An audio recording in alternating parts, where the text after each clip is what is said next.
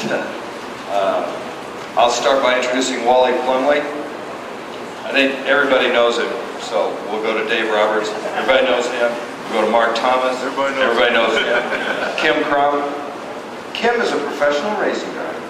Ed Ruiz, Mark Anderson, and Phil Tong. And I'm in other words, it's holding vacuum for a period of time. You've taken the fitting off and you've checked to see that there is actually vacuum there and the valve itself is not stuck. Yeah, well, vacuum cools down and then you take it off and it springs back up. I would go that to the head unit next. head unit. Yeah. I did have these before, but that was presumably because the valve was stuck in the open. Stuck open. But the head unit would control the temperature. I turned it up, so we get hotter, I turned it down, and the fuel went. Head unit. Make sure the head unit is actually controlling the vacuum. Short hose from the block going towards the heater. And that hose has been known to fail. It's supposed to fail. It's supposed to fail before anything else does. Do not make the mistake of replacing it with an upgraded, reinforced hose. Mark, you want to continue on that? That hose should probably need replacement every 4 to 5, 6 years. It's very inexpensive. I don't know, $7 or $8 or $9. The hose itself is a fail-safe mechanism to prevent the heater core from blowing. I've never actually had to replace a heater core, but I've taken cars apart, and I can't imagine the amount of time necessary to replace that core. So it's not an item that I'd want to have fail due to an overheating condition, an overpressurizing condition, stuck radiator cap, and all the other hoses in the car, as you know, are reinforced. And boy, I'd hate to have that heater core go. The heater bypass hose goes from the heater valve to the block. The other thing about the heater valve, it is directional. And I forget which side, I think it's the clear plastic side faces the car. It says right on it. Yeah. Take a look at the arrow and make sure that it's installed. Water enters, Towards the heater. The reason for that is there's an O-ring on the inside, and the O-ring will only seal with pressure going in one direction. So that'll improve the longevity of that particular valve. A very common problem where people will call up and they go, I don't get any AC. And a lot of times it's because the heater valve is open and your AC system could work perfectly fine. There's no way for your AC to overcompensate or to be able to make up for the heat of the heater valve being open. And so one of the first things I tell people when they say that they don't have any AC is to go check that you've got vacuum to your heater valve. And in an emergency, or something like you're driving around an event like this in the summertime, you can wire it to stay open and at least get down the road with your AC back intact. Interesting that the first question was on something that's near and dear to all our hearts at the moment, and that's the AC system. And one of the things that Mark just alluded to, I wanted to say a couple of words about. The AC system consists, I guess, of two major subsystems. One's the refrigeration system, gets your compressor working, et cetera, et cetera. The other subsystem that probably is responsible for more poor air conditioning performance than anything else is the vacuum system. You have several vacuum actuators in the HVAC. They tend to leak. The system is supplied by a tiny, tiny hose through a check valve that at best, when they're new, is a restriction to vacuum flow. So if you have very poor air conditioning performance, check and make sure that the suction hose on the firewall coming out of the heat exchanger for the fuel, if that line is cold, start working on your vacuum system instead of your refrigeration system. And one of the first things to do is to check that little check valve and make sure that you get full flow through it, because it's very common to have leaks in the HVAC vacuum system.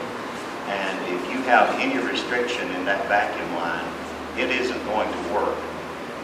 I just replaced the compressor on my 90 GT and went through, and I was very disappointed in the performance performance of the AC afterwards. I was getting like 65 to 75 degree outlet air.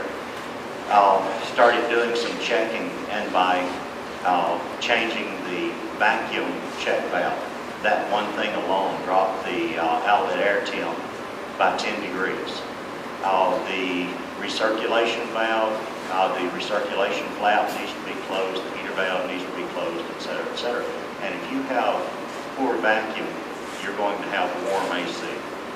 All black and blue valve about 1 inch in diameter that's located right at the brake booster in front of the driver. There's a tiny little line about that long, and then a check valve, and then a 4-way T on most cars. And the check valve goes bad, suck through it, it should flow very easily one way and not at all the other. The little rubber T tends to crack and cause a vacuum leak. You can isolate the system there. On the earlier cars, the line going to the front fender goes to a vacuum reservoir and to the cruise control mechanism. The line going into the firewall feeds the HVAC. On the later cars, of course, you've got other vacuum items coming off there also. But one of the good tools to have is called a Mighty Vac. It's a little hand pump that has a vacuum gauge on it. You can use that for a lot of testing. But the vacuum system is moderately complex in the HVAC, and it is a bear to get to change some of those actuators. But it's important for good performance of the HVAC. Is Louis out here? Air conditioning, or obviously you push the air conditioning button, it knows it wants air conditioning. Some cars have an automatic system. And how does it know that you're driving around at 100-degree temperature and you set it at 70, that you want air conditioning? Well, obviously that's exactly what you want. But what if you're driving around and it's 35 degrees outside and you set it at 70? You don't want air conditioning. You want heat. There's a temperature sensor for the ambient temperature located in the hose that goes to the cooling hose. It's a snorkel that goes to the alternator. Some of you folks probably don't have it anymore.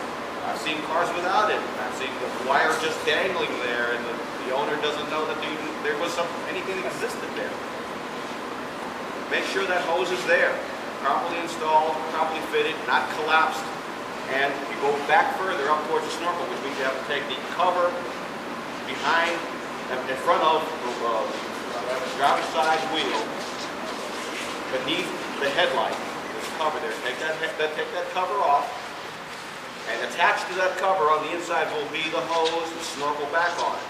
The reason that it's bent is in the unlikely event that you should drive through a bad puddle, that water doesn't get immediately drawn in. The air has to take a flow up and down. Presumably that's a safety feature. I've never heard of an alternator getting damaged because of that.